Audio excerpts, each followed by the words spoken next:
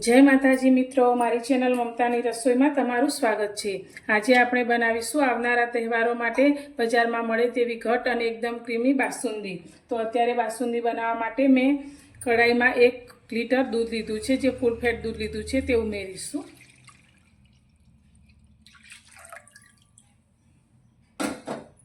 હવે ગેસ ચાલુ કરી અને આપણે આ દૂધને એક ઉકળો આવે ત્યાં સુધી ગરમ કરીશું।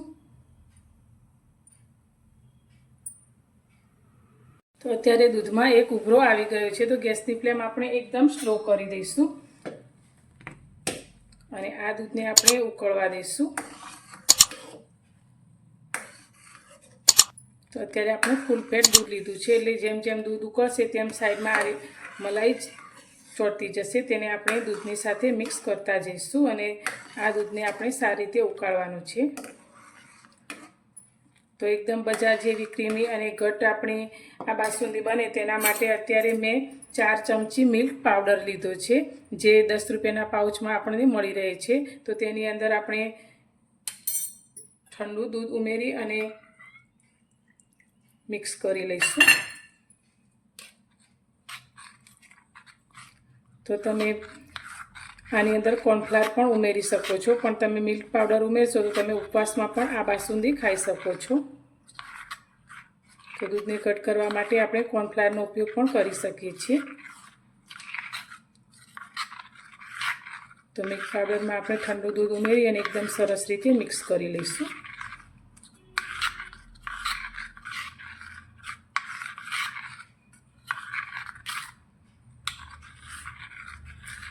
મિક્સ થયેલા દૂધના પાવડર સાથે આપણે આ દૂધ અંદર ઉમેરી દઈશું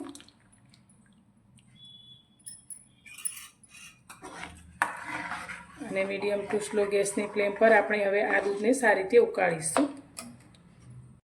તો દૂધ આપણું આ રીતે ધીરે ધીરે ઉકળવા લાગ્યું છે, તો આ રીતે મલાઈ પણ સાઈડમાં જામતી જાય છે, તો તેને આ રીતે આપણે મિક્સ કરતા જઈશું। હવે બાસુંદીની ફ્લેવર માટે થોડો આપણે ઇલાયચીનો પાવડર અંદર એડ કરીશું, સાથે મેં થોડા કેસરના તાર લીધા છે તે અંદર ઉમેરીશું, ના હોય તો સ્કીપ પણ કરી શકો છો।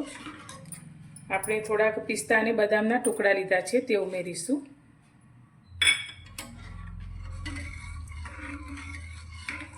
હવે આપણે આ દૂધને બીજા ગેસના બર્નર ઉપર ઉકળવા માટે રાખી લઈશું। હવે બાસુંદીની મીઠાશ માટે આપણે દૂધમાં ખાંડ ઉમેરવાની છે, તો ખાંડને આપણે એકદમ સીધી નથી ઉમેરવાની, પણ તેને આપણે કેરેમલાઇઝ કરીશું। તો અત્યારે મેં એક પેન લીધું છે, તેની અંદર અત્યારે મેં અડધી વાટકી ખાંડ લીધી છે તે ઉમેરીશું। તો ખાંડ તમે તમારા ટેસ્ટ પ્રમાણે થોડી વધારે કે ઓછી લઈ શકો છો। તો હવે આપણે ખાંડમાં બિલકુલ પાણી રેડ્યા વગર આ ખાંડને કેરેમલાઇઝ કરીશું। તો ખાંડ આપણી ઓગળવા લાગી છે અને તેનો કલર તમે જોઈ શકો છો, બદલાઈ ગયો છે। તો બજાર જેવો કલર આપણી બાસુંદીમાં આવે તેના માટે આ સ્ટેપ કરવું જરૂરી છે। તો આ રીતે તમે જોઈ શકો છો, ખાંડ આપણી ઓગળી અને કલર બદલાઈ ગયો છે। તો આપણે બહુ વધારે તેને ગરમ નથી કરવાનું, નહીંતર તેમાં કડવાશ આવી જશે, એટલે આ રીતે બિલકુલ બધી જ ખાંડ ઓગળી જાય ત્યાં સુધી જ આપણે તેને ગરમ કરવાનું છે। તો ગેસની ફ્લેમ અત્યારે એકદમ સ્લો કરી દઈશું।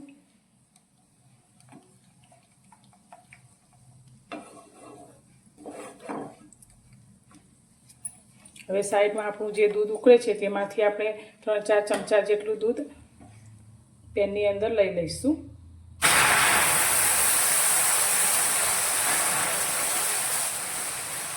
આ રીતે આપણે મિક્સ કરીશું। ગેસની ફ્લેમ અત્યારે બંધ કરી દઈશું।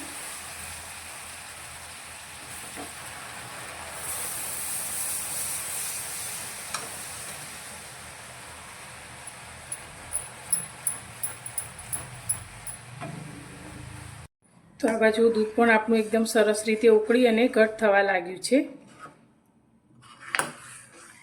તો હવે આપણે જે ખાંડને કેરેમલાઇઝ કરી અને દૂધ સાથે મિક્સ કરી છે તે અંદર લઈ લઈશું।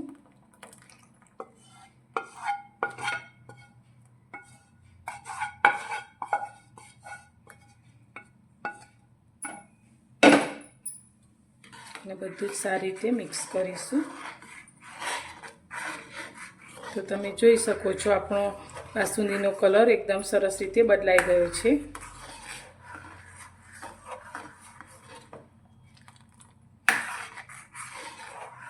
તો હવે ફરી આપણે 2 થી 3 મિનિટ માટે આ દૂધને ઉકાળીશું. તો એકદમ ક્રીમી અને ઘટ એવી બાસુંદી આપણી બનીને તૈયાર થઈ છે. તો ગેસની ફ્લેમ અત્યારે આપણે બંધ કરી છે. હવે આ બાસુંદીને આપણે રૂમ ટેમ્પરેચર ઉપર ઠંડી કરીશું અને પછી તેને ફ્રીજમાં રાખી અને ઠંડી થાય પછી એકદમ ઠંડી બાસુંદીને આપણે સર્વ કરીશું. તો તમે જોઈ શકો છો એકદમ સરસ એવી ઘટ આપણી અને ક્રીમી એવી બાસુંદી તૈયાર થઈ છે. અને જેમ જેમ ઠંડી થશે તેમ વધુ ઘટ થતી જશે. તો તૈયાર છે આપણી એકદમ ઠંડી ક્રીમી અને ઘટ મલાઈદાર બાસુંદી. તો જોતાં જ મોઢામાં પાણી આવી જાય તેવી બાસુંદી આપણી બનીને તૈયાર છે. તો બિલકુલ માવાના ઉપયોગ વગર એકદમ ક્રીમી અને ઘટ એવી બાસુંદી આપણી તૈયાર થઈ છે. તો તમને મારી આજની આ બાસુંદી બનાવવાની રીત કેવી લાગી તે મને કોમેન્ટમાં જરૂરથી જણાવજો. અને તમે મારો વિડીયો ક્યાંથી જુઓ છો તે પણ જણાવજો. અને પસંદ આવે તો લાઈક કરવાનું બિલકુલ ભૂલતા નહીં. તે એકદમ ફ્રી છે. તો તમે મારા વિડીયોને લાઈક કરજો, શેર કરજો અને મારી ચેનલ પર નવા છો તો ચેનલને સબસ્ક્રાઈબ કરવાનું બિલકુલ ભૂલતા નહીં. તો ફરી મળીશું એક નવી જ રેસીપી સાથે નવા વિડીયોમાં.